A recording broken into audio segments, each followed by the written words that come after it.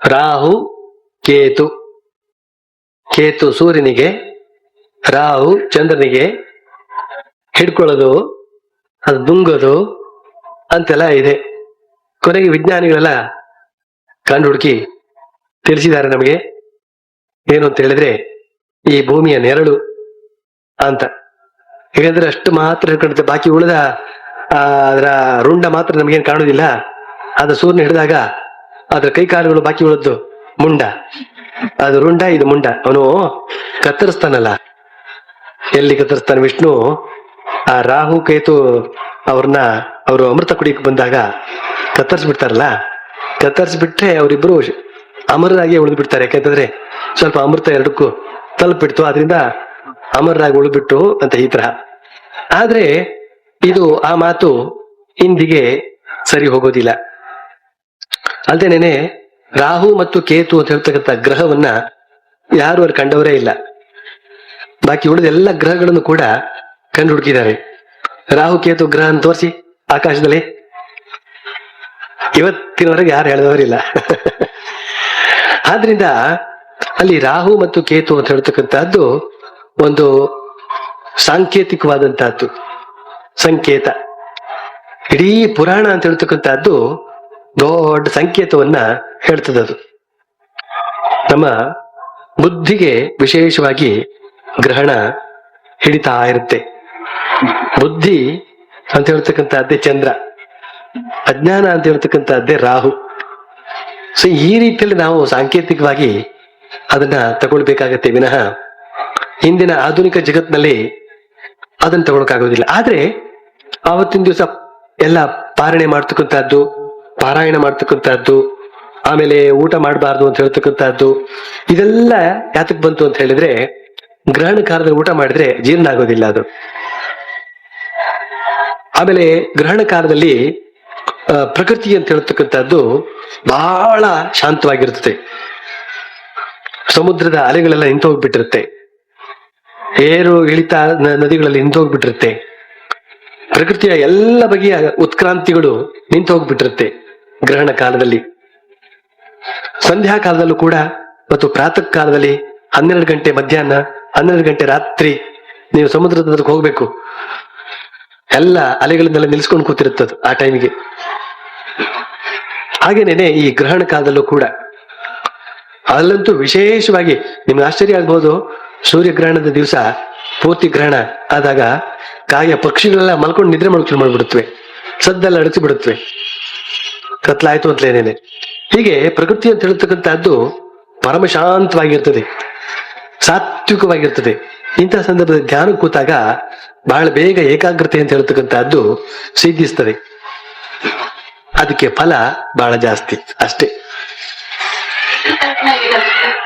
ಅದು ಕೂಡ ಅದು ಪುಣ್ಯ ಕಾರ್ಯ ಅಂತ ಹೇಳ್ತಕ್ಕಂಥದ್ದನ್ನ ಆ ಸಂದರ್ಭದಲ್ಲಿ ಒಂದು ದೃಢ ಮನಸ್ಸಿನಿಂದ ಮಾಡೋಕೆ ಬುದ್ಧಿ ಇರುತ್ತೆ ಅಂತ. ಎಲ್ಲರ ಮನಸ್ಸು ಕೂಡ ಒಮ್ಮುಖವಾಗಿ ಆ ಕಡೆ ಹೋಗ್ತಾ ಇರುತ್ತೆ, ಬಹಳ ಚೆನ್ನಾಗಿರುತ್ತೆ. ಆ ಕಡೆ ತೀರ್ಥಕ್ಷೇತ್ರಗಳೆಲ್ಲ ನೋಡ್ಬೇಕು, ಅದನ್ನ ಬಹಳಷ್ಟು ಶ್ರದ್ಧಾವಂತರು ಅದರಲ್ಲಿ ಒಂದೇ ಮನಸ್ಸಿನಿಂದ ಆ ಕಾರ್ಯದಲ್ಲಿ ಮಗ್ನರಾಗಿರ್ತಾರೆ. ಆ ಒಂದು ಏಕಾಗ್ರತೆ, ನಿಷ್ಠೆ, ಅದ್ರ ಮೂಲಕ ಎಲ್ಲ ಒಳ್ಳೇದಾಗ್ತಾ ಇರ್ತದೆ. ಅಷ್ಟಕ್ಕೋಸ್ಕರ ಆ ತರ ಮಾಡಿಟ್ಟಿದ್ದಾರೆ ಅದನ್ನ. ಆಮೇಲೆ ದರ್ಭೆ ಅಂತ ಹೇಳ್ತಕ್ಕಂಥದ್ದು ಅದರಲ್ಲಿ ಶುದ್ಧಿಗೊಳಿಸ್ತಕ್ಕಂತಹ ಒಂದು ಶಕ್ತಿ ಇದೆ.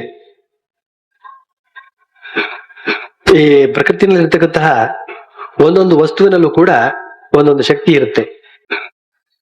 ಆಶ್ರಮದಲ್ಲಿ ಆರತಿ ಮಾಡುವಾಗ ಸಂಕೇತಗಳು ಏನೇನು ಅಂತ ಉದಾಹರಣೆಗೆ ಕೂತ್ಕೊಳ್ಳಿ. ಒಂದನೇದಾಗಿ ಆರತಿ ಅಂದ್ರೆ ಜ್ಯೋತಿ, ಎರಡನೇದಾಗಿ ಏನಿರುತ್ತೆ ಅಲ್ಲಿ ನೀರು ಶಂಖದಲ್ಲಿ, ಮೂರನೇದಾಗಿ ಏನಿರುತ್ತೆ ಬಟ್ಟೆ, ನಾಲ್ಕನೇದಾಗಿ ಏನಿರುತ್ತೆ ಹೂವು, ಐದನೇದಾಗಿ ಏನಿರುತ್ತೆ ಚಾಮರ. ಈ 5 ಇರೋದಲ್ಲಿ 6 ಇಲ್ಲ. 5 ಇರೋದ್ರಿಂದ ಅದು ಪಂಚಭೂತಗಳ ತತ್ವ. ಪಂಚಭೂತಗಳು ಅಂದ್ರೇನು?